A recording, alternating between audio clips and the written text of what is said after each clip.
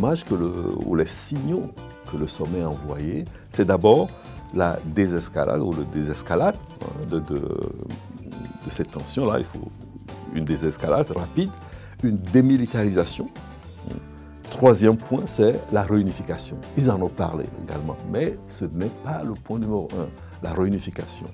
Et quatrième point, la dénucléarisation.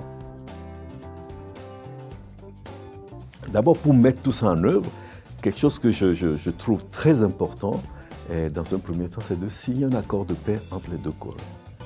Parce qu'en 1953, à la fin de la guerre de Corée, aucune paix n'a été signée. Il n'y a qu'une amnistie qui a été signée entre les deux pays et la tension reste toujours vive des deux côtés de la frontière.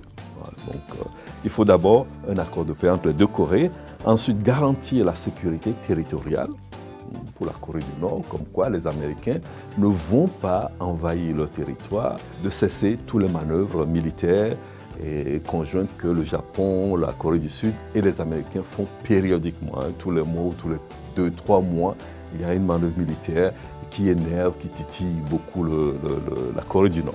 Et un quatrième point, c'est rapidement montrer des signes aussi de cette partie des escalades économiques, c'est de commencer à ouvrir les relations économiques avec la Corée du Nord, du côté de la Chine et aussi du côté de la Corée du Sud, surtout la Corée du Sud, qui alimentait beaucoup la Corée du Nord à travers le projet technologique Kaesong qu'ils avaient créé ensemble.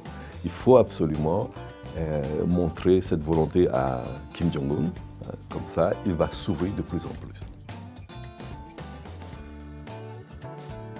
Et quels sont les intérêts des parties prenantes, surtout des États-Unis, de la Chine, et du Japon, de la Russie également. Pour les États-Unis, c'est l'économie. Pour la Chine, c'est un État tampon, recherche un État tampon stratégique. Pour la Russie, c'est continuer à équilibrer l'armement et puis avoir une influence idéologique. Pour le Japon, l'unification est la bienvenue. Que viennent faire les États-Unis et la Russie, parce qu'ils viennent nous perturber. Pourquoi on ne nous laisse pas, plutôt que d'être 6, qu'on soit 4 à gérer cette affaire, c'est-à-dire la Chine, le Japon, les deux Corées, pour régler le problème historique. Cette histoire, il faut qu'on revienne à ça, et que les 4 puissent parler, régler leurs problèmes, et problèmes de ressentiment, problèmes de dédommagement, enfin, et tout ça, régler ça, et pour une Corée réunifiée. Donc je pense que, effectivement, ils ont raison de dire, laissez-nous 4 parler de nos problèmes, et que les perturbateurs, excusez-moi le terme, et américains et russes restent dans leur partie, que nous réglons nos problèmes asiatiques.